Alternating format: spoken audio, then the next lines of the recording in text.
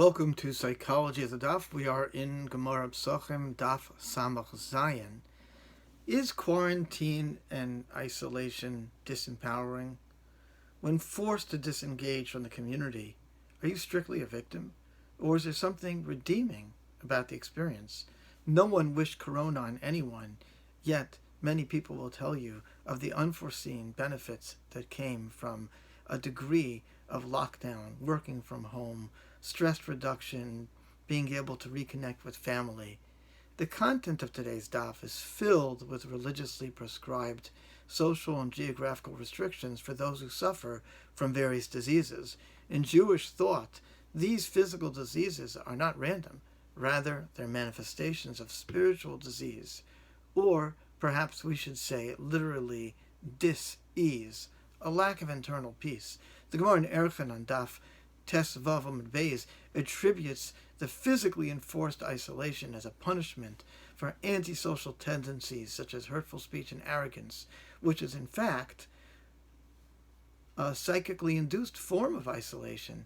Surprisingly, even the normal biological and sexual processes such as seminal emission in a man or menstruation in a woman requires a degree of recognition of impurity. And what's that all about? We have to ask, what intelligence or benefit does this hierarchy of enforced isolation represent?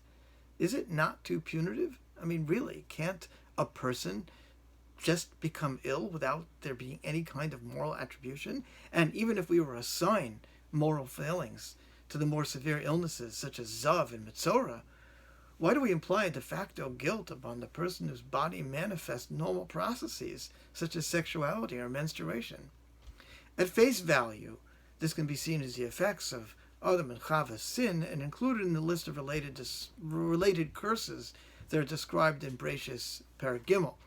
However, that merely describes the superficial relationship between this long ago event and humanity's outcome. It doesn't really offer a personally meaningful explanation. We are stained and we're supposed to suffer for a sin that was committed in prehistoric times? Does that make any sense? So we really need to understand this more deeply. What is really happening over here? And I believe we wouldn't, quote, suffer from these punishments if we were not ourselves reenacting this sin in a manner of speaking. And we therefore must be invited to undergo these isolations and these purifications.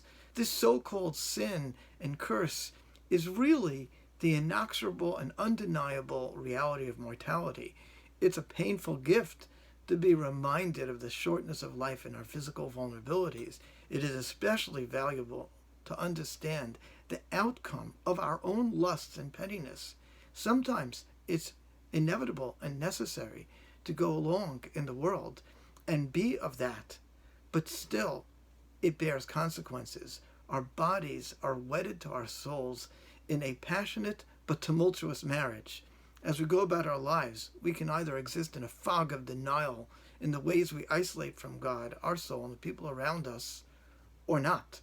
The Torah's recognition of isolation and its invitation to experience on a material, physical, and social level what is always occurring to a greater or lesser extent in our spirituality, it's not a punishment. It's performance art. It's intended to awaken a realization about our constant denial of the saddest truths and the dangers of denying the truth that we alone are in charge of whether we live or die on a daily basis. This is not about bodily health or sickness. This is about spiritual life and death, which is just hidden enough for us to deny it, but sufficiently visible when we can tolerate its truth. In other words, the Torah, with its many restrictions and reactions to physical disease and physical process, is the deliverer of the bad news, not the manufacturer of it. We need to face our mortality.